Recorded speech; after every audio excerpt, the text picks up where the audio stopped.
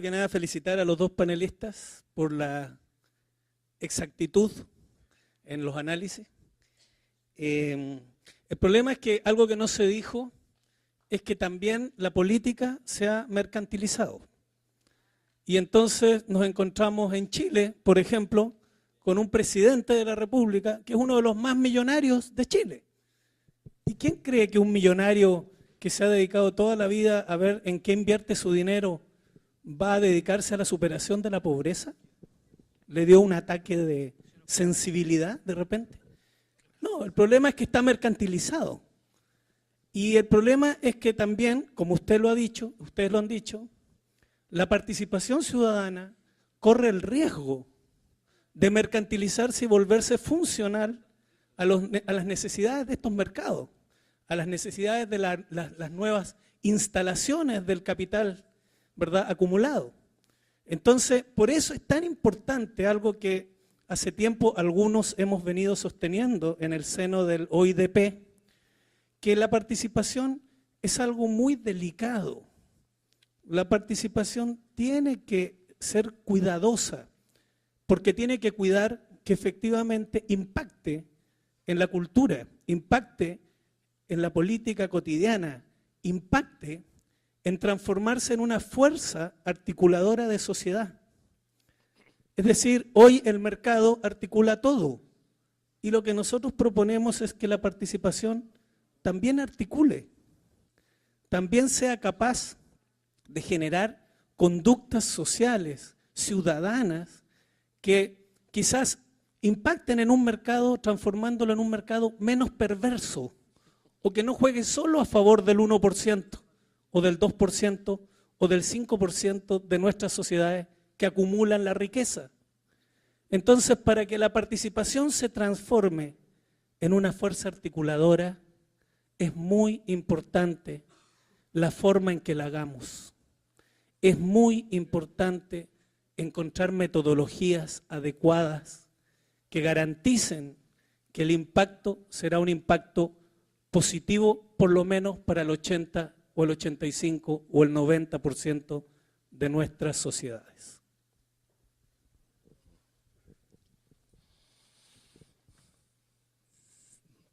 Vai responder? Posso perguntar?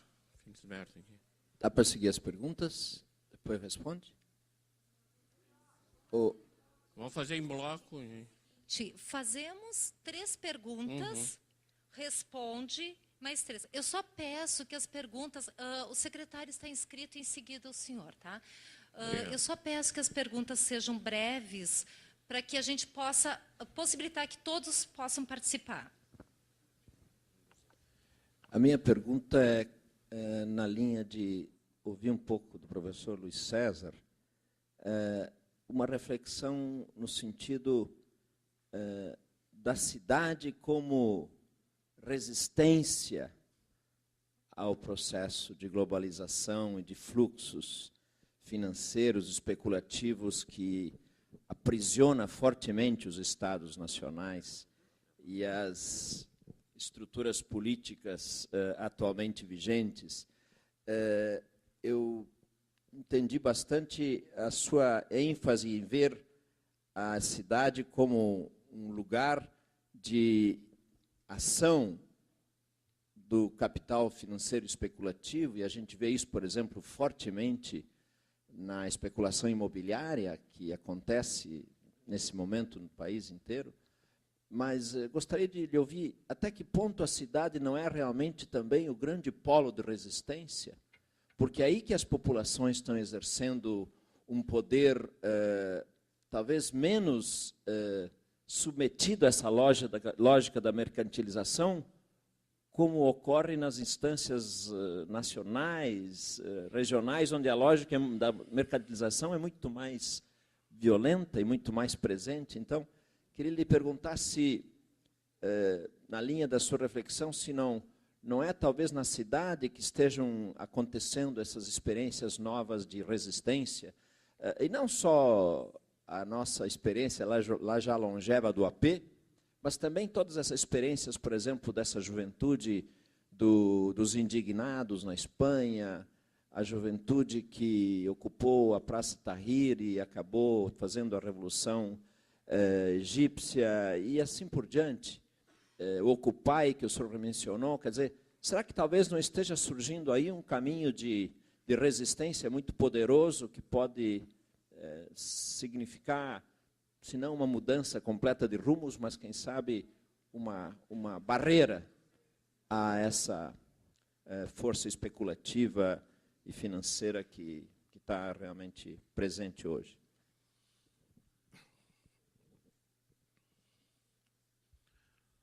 Boa noite a todos e a todas. Meu nome é Felisberto Luiz, ex-conselheiro do Orçamento Participativo de Porto Alegre, membro da ONG Resistência Participativa Despertar Coletivo. A minha linha vai na questão desse processo de conscientização e da cultura participativa que Porto Alegre adquiriu ao longo dos 23 anos. Mas me parece, professor, que fundamentalmente não basta o cidadão ter o senso crítico e se posicionar se o próprio Estado reage de maneira de excluir as pessoas que têm um posicionamento crítico. Quando o próprio Estado não se democratiza nas suas instâncias. E aí eu falo a todos os 3 níveis do Brasil. Não só a nível de Porto Alegre, mas a nível do Estado do Rio Grande do Sul e a nível de Brasil. A democracia participativa não está instituída a nível nacional. Por quê? Porque tivemos um governo de esquerda que assumiu e não instituiu o orçamento participativo como forma de democratizar as instâncias de participação. Aí é um primeiro equívoco, na minha modesta opinião. A construção das cidades trabalha numa lógica do capital. E o capital estrangeiro vem com uma violência total. E como reagir a isso se a própria cultura sofre um processo de sedução pela transformação da sua vida em torno? Porto Alegre tem uma via que vai ser aberta, que vai transformar a vida de milhares de pessoas. E elas não têm outra forma de reagir a não ser ceder. Qual a forma que ela cede? A troca.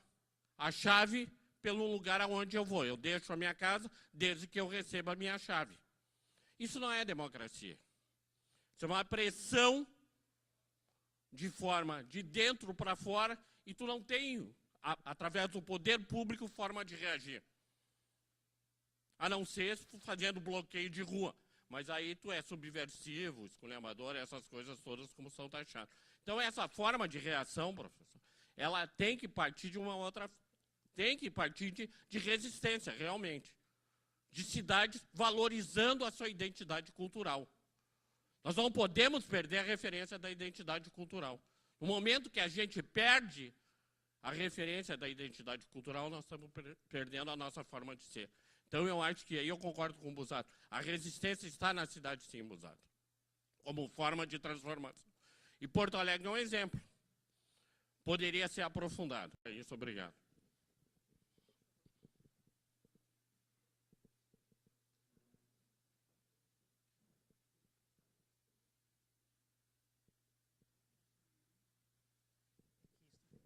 Bom,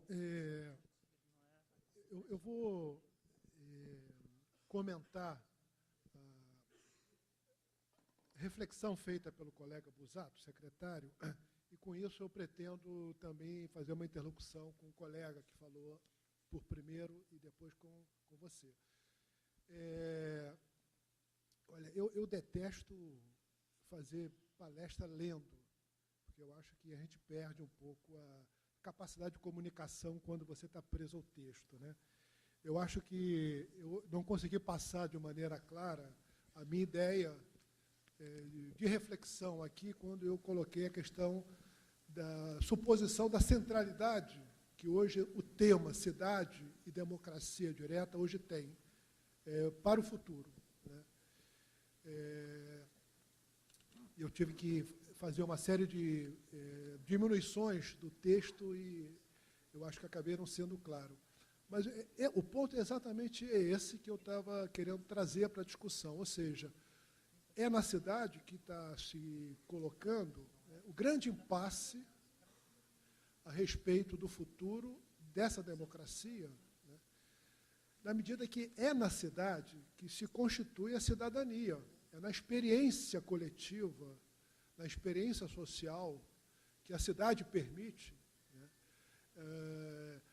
é no fato do cidadão poder ter iniciativa sobre temas que têm a ver com a sua vida mais próxima, né, essa experiência, digamos, pedagógica, para entender, para além dos seus interesses pessoais, que existe alguma coisa importante, em geral, importante para ele também, né?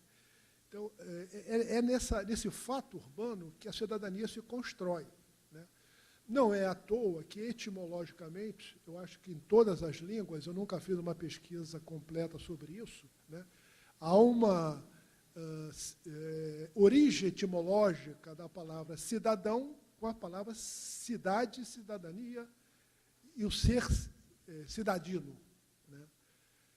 Isso vem lá da experiência das cidades da Idade Média, né, e que se rebelaram contra o poder feudal e criaram as cidades de maneira autônoma e em contraposição ao poder feudal dos senhores da terra, né, o que levou ao grande sociólogo alemão, né, lembrando um ditado popular desde a Idade Média na Europa como um todo, a usar aquela expressão, o ar da cidade liberta. Né.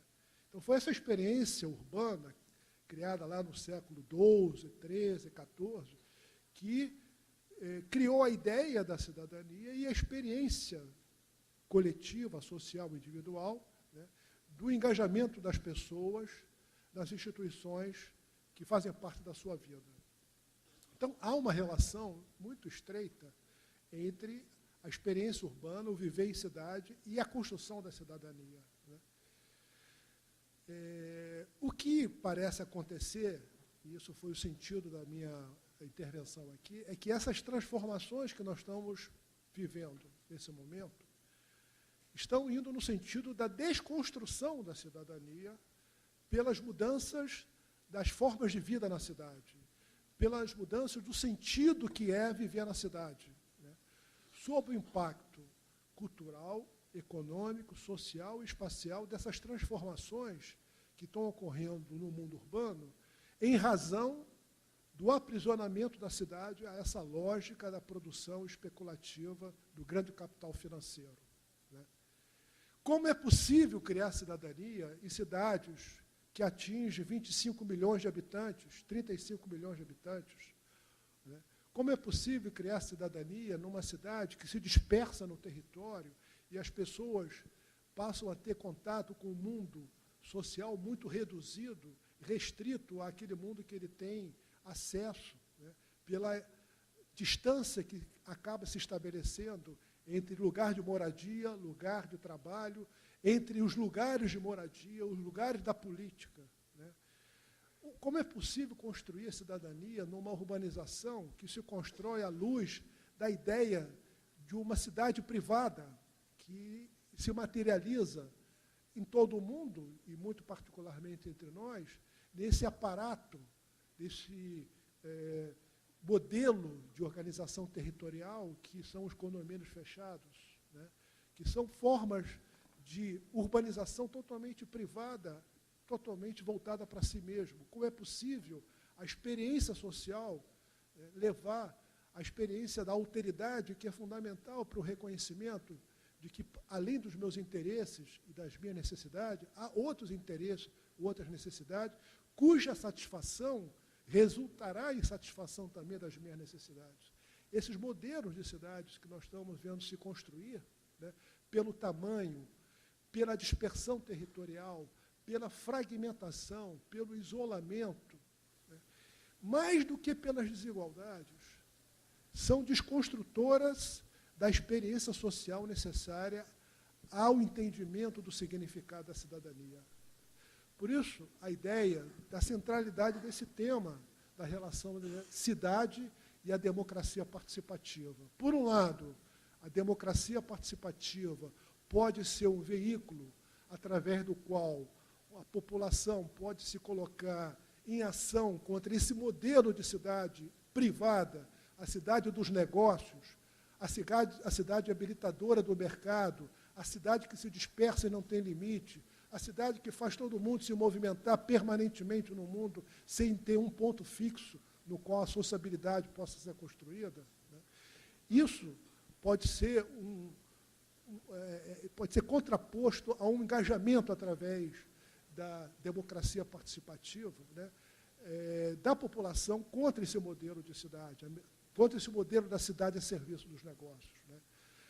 Por outro lado, se essa cidade se constrói como ela está sendo construída, a democracia participativa que nós almejamos restará uma utopia, mas uma utopia que não é capaz de se realizar exatamente pela falta de uma experiência coletiva que deu a compreensão da importância histórica, da importância coletiva e social dessa cidadania. Então, o que eu quis dizer exatamente com a ideia da centralidade desse tema, né, e recuperando as ideias do Henri Lefebvre e de outros autores, né, que essa promessa emancipatória que a sociedade urbana contém, exatamente advém da possibilidade dos indivíduos se emanciparem na sua ação no mundo e construir de maneira ativa esse mundo, e não apenas sendo objeto da construção desse mundo, através daquilo que nós chamamos de cidadania, né, que tem uma dimensão que é cívica, tem uma dimensão que é política,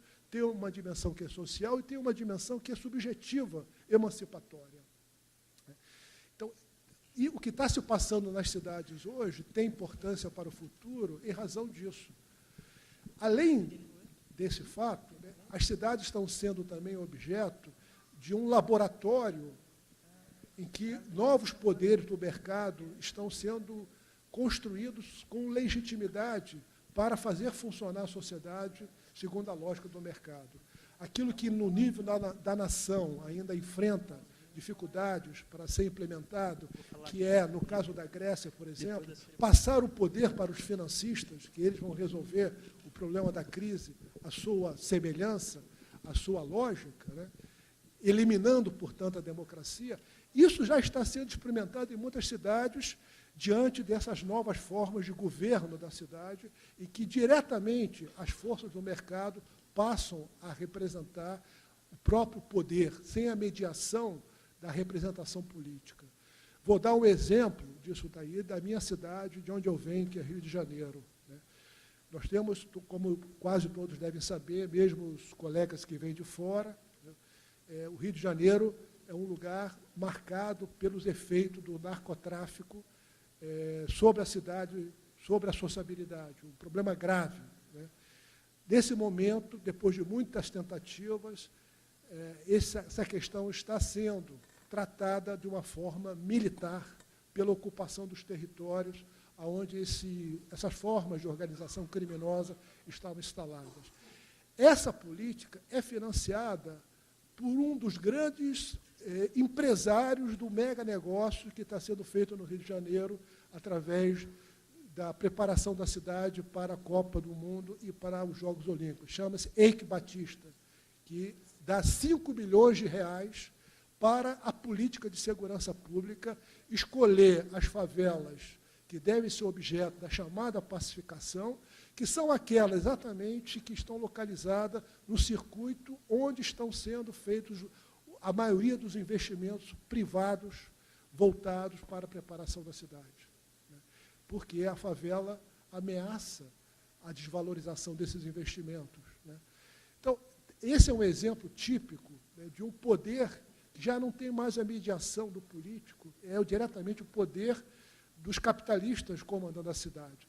A cidade, portanto, tem também essa importância para a gente pensar o futuro, porque nelas, nesse momento, estão sendo experimentadas formas de poder, de construção de um consentimento para que a cidade seja orientada pela lógica do mercado, que pode, no segundo momento, se transformar numa experiência a ser utilizada no plano dos Estados nacionais. E, nesse sentido, eu tenho uma certa convergência com a tua fala. Hoje nós estamos prisioneiros, né, da justificativa do desenvolvimento, da geração do emprego e renda, para fazer uma política que é anti-urbana e é antidemocracia, de certo sentido, porque os automóveis que nós estamos fabricando e gerando emprego e renda são os automóveis que estão destruindo a cidade e estão destruindo o bem-estar. Os automóveis que estão sendo fabricados, gerando emprego e renda, são os mesmos automóveis em que as pessoas passam hoje quase 2 horas, 3 horas, prisioneiros do congestionamento resultante de um modelo completamente privado de cidade. Então, a cidade também tem uma importância nesse sentido, que está sendo uma espécie de laboratório de um novo tipo de poder, sem a mediação da política, onde diretamente os interesses dos pequenos grupos, dos investidores, conseguem salvar a cidade e construir um consentimento ao arrepio da democracia. Portanto, novamente, esse tema da democracia participativa e a cidade ganha uma relevância e uma centralidade para a gente pensar o futuro. Eu queria, Luciano, pegar uma pista sua aí com a coisa de qualificação da democracia, para chamar também uma coisa que eu estou sentindo aqui no debate de vocês muito interessante. Bom, estou vindo aqui de curiosa, sou professora da URGS de Economia, mas tenho muito interesse por esse tema, porque eu penso que o pessoal que trabalha com a cidade trabalha com os temas da economia aonde ela dói, né?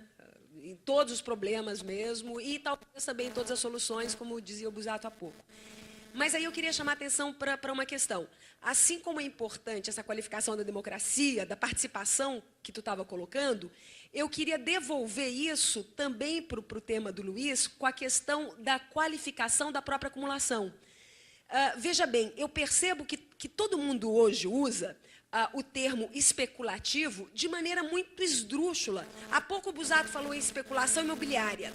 Né? Especulação imobiliária, digamos que é a tataravó da especulação. Né? A especulação no sentido financiarização da riqueza, que é essa coisa mais Harvey, né? É alguma coisa muito recente, que é exatamente o que o Harvey faz, dá um adjetivo para acumulação. Adjetivo esse que vale para o capitalismo recente, não vale para o teu exemplo do Hausmann. O capitalismo do Hausmann e o tipo de intervenção feita na cidade naquele período não fecha com o qualificativo do Harvey para o capitalismo atual, onde, de fato, a esfera financeira ganha outro significado. Agora, por que acontece tudo isso? Porque, de fato, especulação você tem lá de trás. As cidades italianas que desenvolveram, né, o sistema financeiro primeiro que todo mundo, já sabiam o que era essa interferência, né, daquilo que seria, aquilo ali era uma amostra grátis do que seria esse poder da esfera financeira que ela veio alcançar hoje. Mas por que eu estou falando isso? Só para servir de provocação para todos nós, porque eu acho que se a gente quer pensar as nossas cidades, a nossa participação, e concordo contigo, imagina o governo vir e falar, todo mundo aqui tem que fazer democracia participativa. Né? A cidade é exatamente o espaço da sociedade entre o mercado e o Estado. O que, por sinal, é muito curioso, porque nem sempre o mercado e a regulação, disse corretamente ali o companheiro, muitas vezes a política é mais mercantilizadora do que o mercado. As cidades na Idade Média é muito interessante, porque se é que elas eram um espaço de respirar o ar da liberdade, daqui a pouco elas eram isso só para pouca gente. Só para quem já estava lá nas guildas, né? O padeiro tal estava lá e a turma dos padeiros não deixava mais nenhum padeiro entrar. Era muito legal, muito democrático, muito bacana para aqueles ali. Os que eram expulsos do campo já iam para a periferia mesmo e não iam poder produzir nada. Aí você teve que romper com o poder destes caras organizados que até que tinham um sentido positivo para outras coisas. Esses tinham aposentadoria, tinham liberdade, moravam bem, etc, etc. Mas, então, eu acho que isso é muito importante para a gente adquirir aquela coisa de que, em alguns momentos, a cidade é mais defensiva, mais propositiva, em alguns momentos não, mas tudo isso depende exatamente dessa articulação com o Estado, com o mercado, que, ao mesmo tempo, tem que se dar de maneira independente. A sociedade civil realmente tem que fortalecer e fortalecer as existências e não se confundir, porque se o OP fica preso do Estado, é tão preocupante quanto o Estado ficar preso da esfera financeira. Então, esse jogo de cintura aí que a gente tem que ter, eu acho que ele tem muito a ganhar se a gente aprofundar, inclusive, essa reflexão econômica de qualificar melhor o que é a acumulação. E, inclusive, ao nível local. Porque uma coisa, quando é que as cidades viraram megalópolis? Viraram um terceiro mundo, não viraram em tudo quanto é lugar. Né? O que é uma cidade africana? Vamos ver como é que é a acumulação de capital na África. Que tipo de desenho se vai fazer ali? Né? Quem viu aquele filme de Street Nine sabe o que espera esse pessoal. Então, eu só estou fazendo uma provocação nesse sentido. Não apenas a gente tem que qualificar a participação e a democracia, como temos que qualificar melhor essa coisa do que é especulativo. Não adianta a gente falar, porque agora o capitalismo é especulativo. Ele é um tempão. E agora ele é de verdade num determinado sentido. Mas isso sozinho não diz nada. E se a gente ficar muito no genérico, aí sim que a gente não vai dar respostas precisas, que é o que eu acho que o território tem muito a nos dar. A condição da gente ser mais preciso. Pois é, eu gostaria de aproveitar o contexto da professora também para encaixar uma outra questão que está me incomodando há tempo. Eu sou arquiteto, trabalho na Prefeitura de Porto Alegre, com formação em planejamento urbano regional, e é um tema que sempre me foi muito caro. Esse da economia. Se a gente realmente está preso a uma lógica mercantilista de produção, de especulação, enfim, isso, em tese, é maléfico para a cidade, como é que a gente vai, na prática, do ponto de vista macroeconômico, se livrar dessa opressão? Porque a gente precisa dessa economia. Como o professor mesmo colocou, a indústria automobilística hoje emprega milhões. E essas pessoas, como é que a gente faz essa transição de uma economia, então, mais socialmente justa? E os empregos que ela gera. E essa e outras economias. Enfim, então, a questão que me incomoda é essa. Na prática, como que a gente vai conseguir fazer essa reação?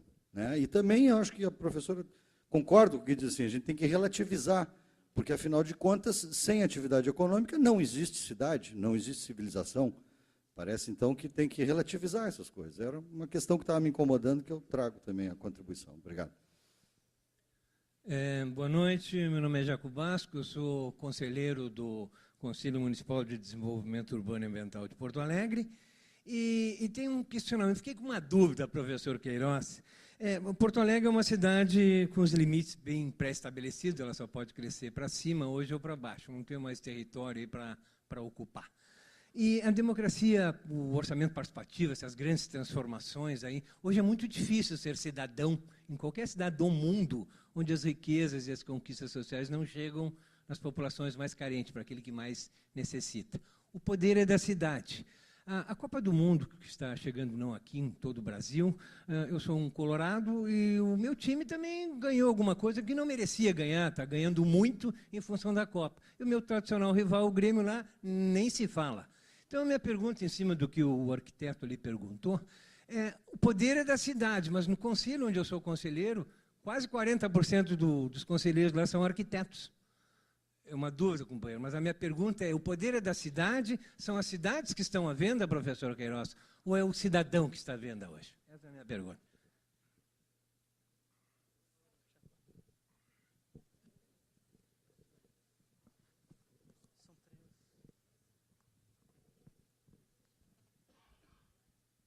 Olha, enfim, acho que não tem muito sentido fazer uma fala aqui respondendo as questões, porque algumas dessas questões são questões de fundo que mereceriam uma discussão bem mais longa, talvez bem mais sistemática do que é possível nesse momento. Né?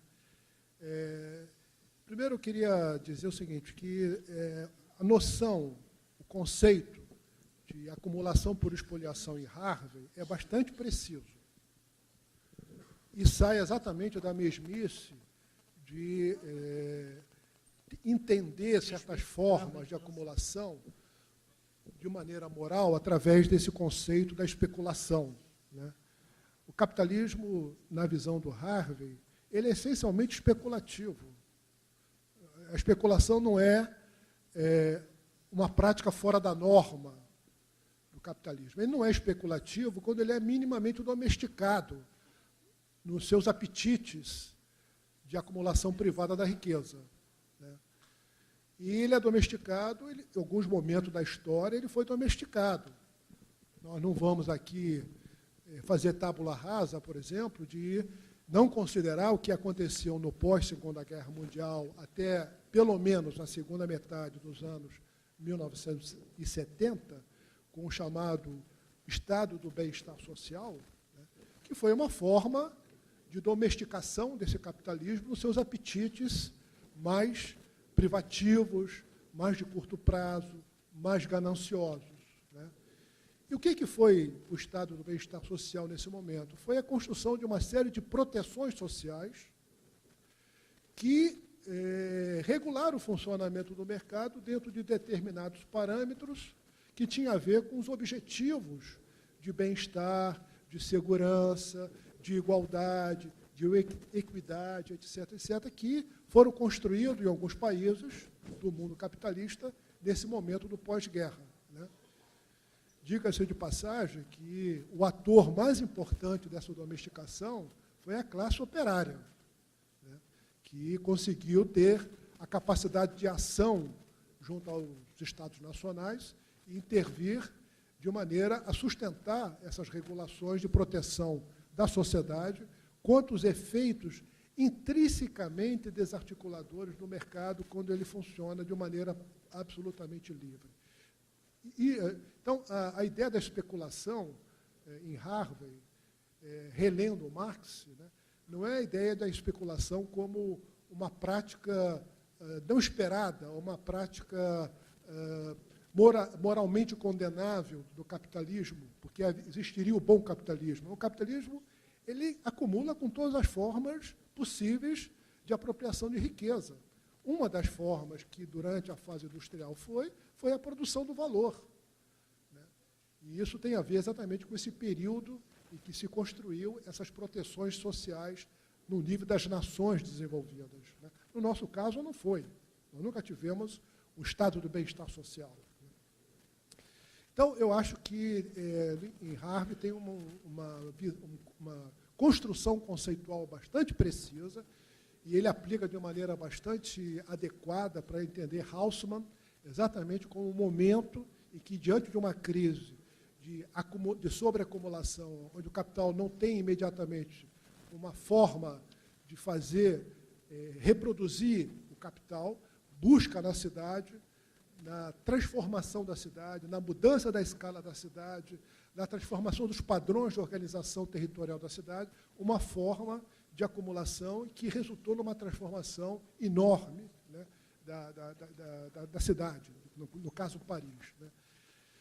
Então, eu acho que tem uma visão bastante precisa. Agora, onde eu concordo com você, acho que ela não está mais aqui, né, mas eu acho que isso tem a ver com as perguntas que foram feitas, né, é que nos falta, na verdade, um projeto de economia urbana que compita, que possa ser competitivo com um projeto de economia urbana capitaneado pelas forças do mercado hoje, com esse apetite de transformar a cidade num campo de acumulação.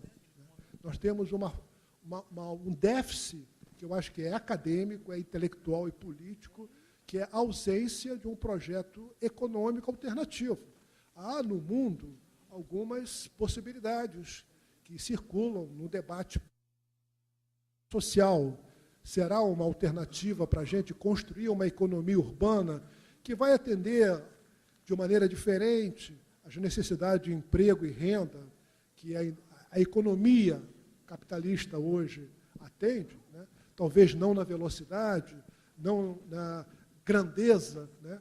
Mas pode gerar também uma economia de outro tipo, que não vai reproduzir os efeitos deletérios, desarticuladores dessa economia comandada apenas pelas forças de mercado. Né? A economia social é um tema que tem se discutido na América Latina de maneira muito forte, menos no Brasil, mas muito nos outros países da América Latina, como alternativa viável, e não é a ideia de uma economia social voltada para fazer sobreviver os pobres. É uma economia social capaz de gerar riqueza, distribuir de riqueza, gerar bem-estar e competir com a economia organizada pelas forças de mercado. Agora, falta a nossa discussão, o nosso campo, uma reflexão que aprofunde esse tema. Né? E eu acho que esse é um ponto que poderia ser incluído na agenda da discussão sobre a democracia participativa. A democracia participativa pode ser também um lugar, uma dinâmica capaz de construir uma visão nova de economia urbana que possa ser alternativa a essa que está sendo construída pela lógica do mercado, da transformação da cidade em negócios, né? Isso faria com que esse movimento não discutisse apenas o orçamento público no sentido da distribuição melhor do orçamento público, mas discutir o orçamento público no sentido também de como ele pode alavancar essa nova economia social, que outro nome vem a ter, esse projeto de economia da cidade alternativa. O Estado, o poder público, estadual, federal, municipal, é detentor de uma parcela importante desse excedente, né? As despesas públicas, as receitas públicas, compõem uma parte importante da riqueza nas mãos do poder público. Essa riqueza pode ser usada não apenas para distribuir melhor os benefícios dela, mas também para alavancar uma dinâmica econômica alternativa, né?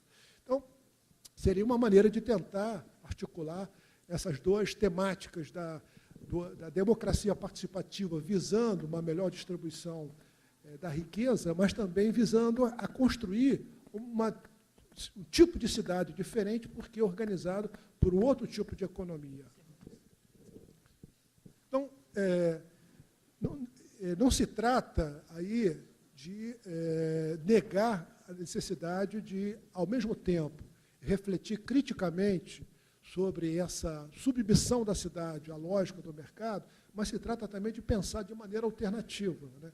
Agora, isso não é fruto apenas de um trabalho intelectual, isso é fruto de uma construção histórica, né? Nenhuma boa ideia vai ser viável se isso não for ancorado numa experiência coletiva que seja portadora dessa ideia através de um sujeito político que consiga transformar essa ideia em alguma coisa viável.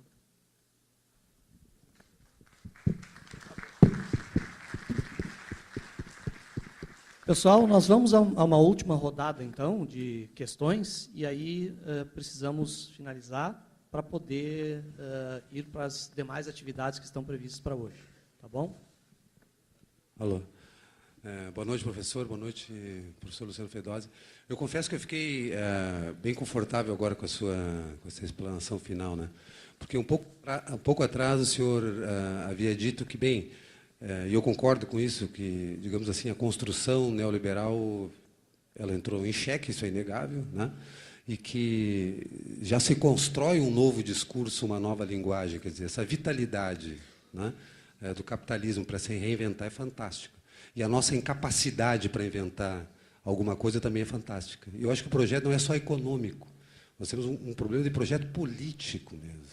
Ou seja, quando nós falamos em democracia participativa, que institucionalidade nós queremos criar ao falarmos de democracia participativa? A experiência da democracia liberal tem vários séculos, e nós estamos aqui, graças a, né, a nossa boa convivência, ou aqueles que conseguem conviver, mas estamos aqui vivos, né, e podendo discutir. Mas isso é um conjunto de regras, de normas e tal, que garanta que nós estejamos aqui nesse momento, nesse debate. Então, a primeira questão que eu queria lhe colocar, que institucionalidade é essa que nós podemos propor do ponto de vista político, né? Porque nós vemos muito, às vezes, que no seio da democracia participativa, né, nós acabamos reproduzindo boa parte dos vícios da democracia representativa. Aliás, Hannah Arendt, ela toca muito isso com a dificuldade, inclusive, que ela teve, né, na área de formular um novo edifício, uma nova arquitetura institucional na política. Porque, senão, isso é a primeira pergunta que eu queria lhe fazer. Tem um aspecto que eu acho engraçado, que assim, eu acho que é meio impossível nessa sala que alguém aqui não tenha um celular. E é bem possível que boa parte das pessoas que estão aqui tenham um iPad. E é bem possível que o sistema que está sendo utilizado aqui nessa noite seja o Windows. Pois muito bem, essa é uma fronteira do capitalismo, né, e que produz, inclusive, valores artificiais fantásticos. Mas nós consumimos isso, e, aliás, isso traz uma série de facilidades na nossa comunicação, inclusive na mobilização social. Né? Mas é uma fronteira, inclusive, digamos assim, artificialismo, né, de acumulação do capital. O Facebook não vale, do ponto de vista econômico, o que vale na Nasdaq, né? Então, essa é uma questão importante, porque mesmo quando o senhor fala assim, do Haussmann em Paris e Pereira Passos no Rio de Janeiro, é verdade que a visão, digamos assim, que orientou toda aquela reforma é uma visão, né, enfim, que carregava algum tipo de visão do mundo, mas também é verdade, né, que Paris... Tem um livro do Foucault, não me lembro se é Microfísica do Poder ou a História da Loucura, que ele fala do cemitério dos inocentes em Paris, onde os mortos eram empilhados até que o muro caiu. Quer dizer, então, Paris vivia também pela sua falta de urbanização, pela falta de saneamento, pela falta de saúde pública, pela falta disso, e disso, e disso, e disso, vivia numa situação social terrível. E é boa parte das reformas urbanas que faz com que Paris venha a ter alguns desses projetos que, bem, garantam a longevidade das pessoas, garantam uma vida saudável. Eu estou destacando isso, eu poderia falar do Rio de Janeiro a mesma coisa, né? Mas eu estou falando isso porque é verdade que o capital ele produz tudo isso que o senhor falou aqui e, em geral, resolve essas questões na guerra. Mas também é verdade que nós devemos ter uma postura em relação a isso, quer dizer, observar como se movimenta tudo isso, né, do ponto de vista, inclusive, do pensamento, da produção do conhecimento, para que nós sejamos capazes de produzir a nossa saída, a nossa economia, né, pode ser economia social, ou a nossa institucionalidade política. Porque senão fica parecendo aquele filme do Monty Python, sabe? A Vida de Brian, que a Frente da Libertação da Judéia se reúne para redigir um manifesto contra o Império Romano. Aí ele diz assim, gente, o Império Romano explora, é imperialista, não sei. Aí levanta um militante no público. Ah, mas eles nos trouxeram o direito romano. Ok. Embora tenham trazido o direito romano, eles são imperialistas. Aí levanta outro. Ah, mas eles nos trouxeram os aquedutos. Embora tenham trazido os aquedutos, o direito romano, as estradas e tal, eles são... Entende? Quer dizer, então, por isso, destaco novamente, a sua intervenção final me deixou um pouco confortável, eu sou um cara essencialmente otimista, assim, não otimista a ponto de ser idiota, né? Mas um cara otimista, quer dizer... eu acho que o problema, muitas vezes, está em nós, na nossa incapacidade de formular uma política. Mas gostaria muito de lhe ouvir que institucionalidade é essa, né? Porque não basta protestar, não basta fazer barricada, não basta... Nós temos que construir uma institucionalidade, e eu acho que é isso que a juventude no mundo e em Porto Alegre busca, reinventar o espaço público, né? O espaço público como um espaço onde as pessoas colaboram, onde as pessoas trocam ideias, produzem conhecimento e ações de transformação do mundo. É isso que a juventude está pensando. E eu acho que o nosso papel enquanto intelectual é auxiliar, né, essas novas gerações que vêm vindo, com as tragédias que nós trazemos, mas também com a nossa capacidade de inventar.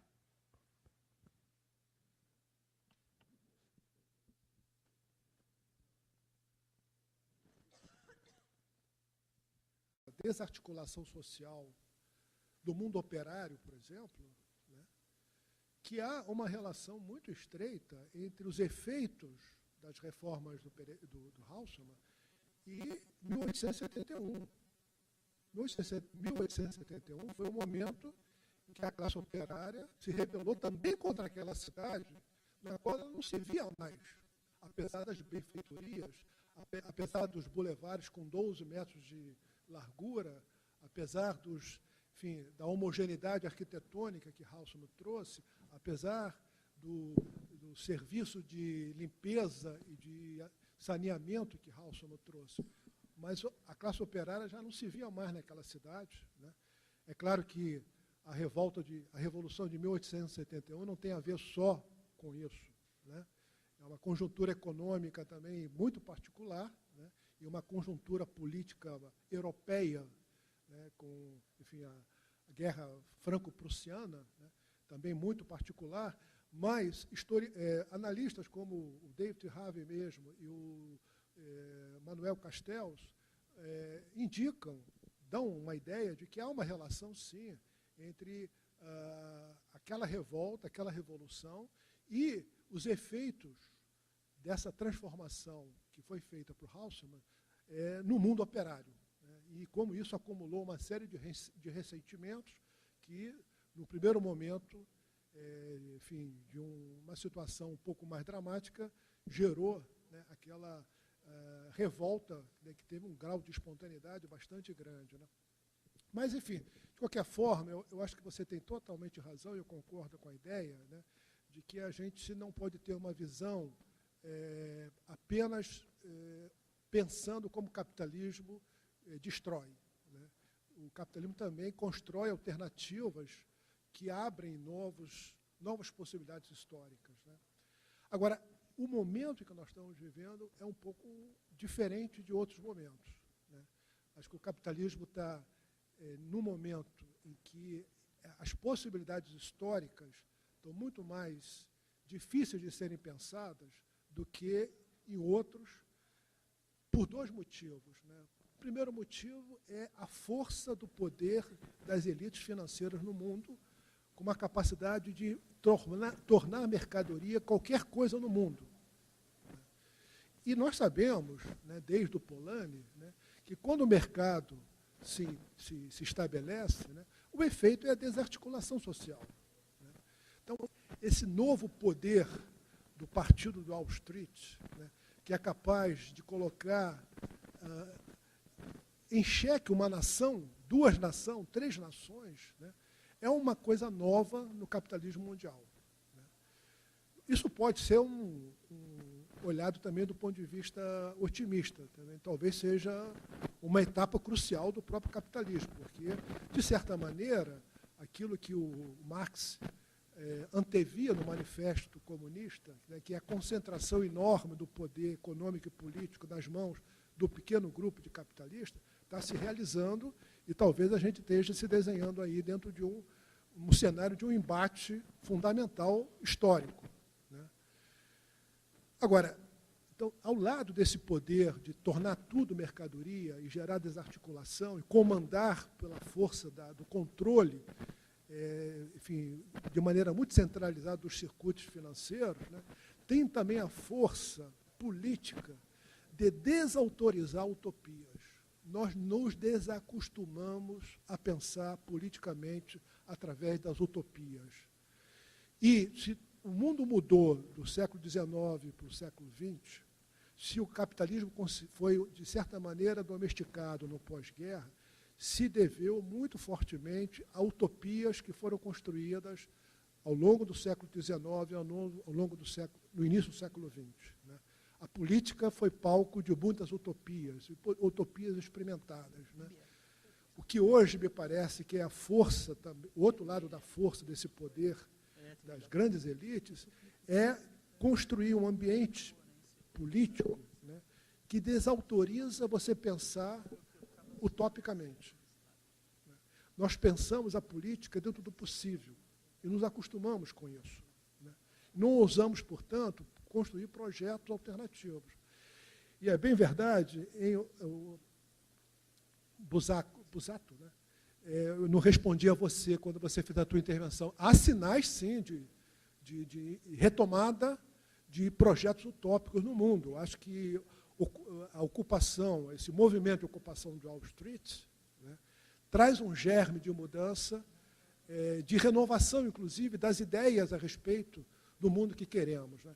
Há algumas dúvidas a respeito de como esse movimento pode, não só esse movimento, estou falando desse porque é o mais conhecido, mas isso se espalhou pelo mundo, né? Há algumas dúvidas a respeito da capacidade desse movimento construir um novo ator, um novo sujeito histórico, né? Mas, se nós olharmos o cenário político no qual nós fazemos política, é o cenário do conformismo. Nós estamos preocupados com boas práticas, não mudar o mundo. Queremos saber quais são as boas práticas de política urbana no mundo, de orçamento participativo no mundo. Não queremos saber o que os bancos estão fazendo, emprestando dinheiro para determinados governos, se endividarem em nome do quê? Isso que não é colocado em discussão, né?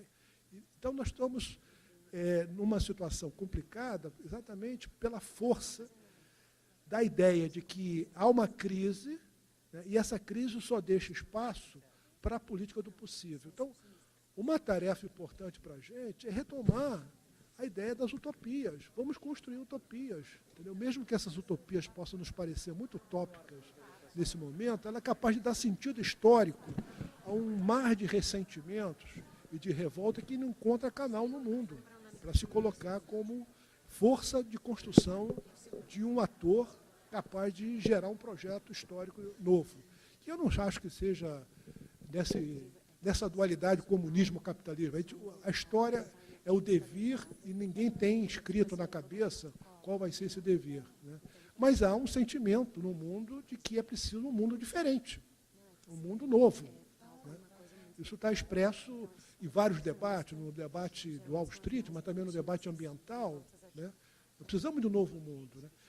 Agora, esse pensar precisa de projetos utópicos, né? Nós precisamos sair da política do possível para a política do impossível, porque não há política sem pensar o impossível. Se nós formos fazer a política do possível, nós estamos abdicando da política, porque a política só é política se ela tiver a capacidade de pensar o diferente, o novo, o impossível. Eu gostaria apenas aqui de dar um exemplo do Brasil a respeito da economia, como uma política pública pode ser também uma política econômica, uma política de economia. Nós estamos tendo aqui no Brasil hoje uma política de construção de moradias populares que nunca tivemos, mesmo no momento do BNH, Minha Casa Minha Vida. Há movimentos, aqui em Porto Alegre, esse movimento é muito forte, em São Paulo é muito forte, né, de fazer dessa política um instrumento de construção através da ação cooperativa de habitações competindo com a política Minha Casa Minha Vida. Né. Isso numa perspectiva não apenas de criar emprego e renda, mas na perspectiva de tornar essa política mais do que simplesmente construir moradia, e sim construir cidades. Né.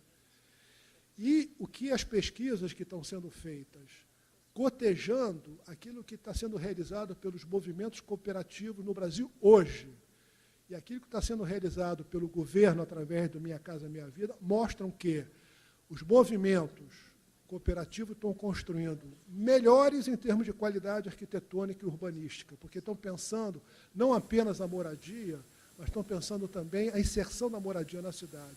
Estão construindo mais barato do que as empreiteiras estão construindo para o Estado brasileiro através do Minha Casa Minha Vida, e melhor localizadas no espaço urbano do que as grandes periferias que estão sendo refeitas numa escala muito maior ainda do que a escala que o BNH fez.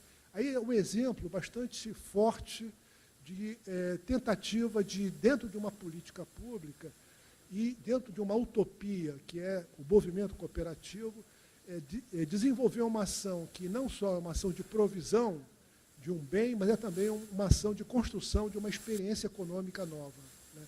Porque o movimento cooperativo, ele mistura construção via formas de contratação com autoconstrução feita pelos próprios moradores. Esse é um bom exemplo sobre o qual a gente poderia pensar que seja uma pista para a gente pensar como uma política pública de provisão pode também apontar o cenário de uma economia urbana alternativa.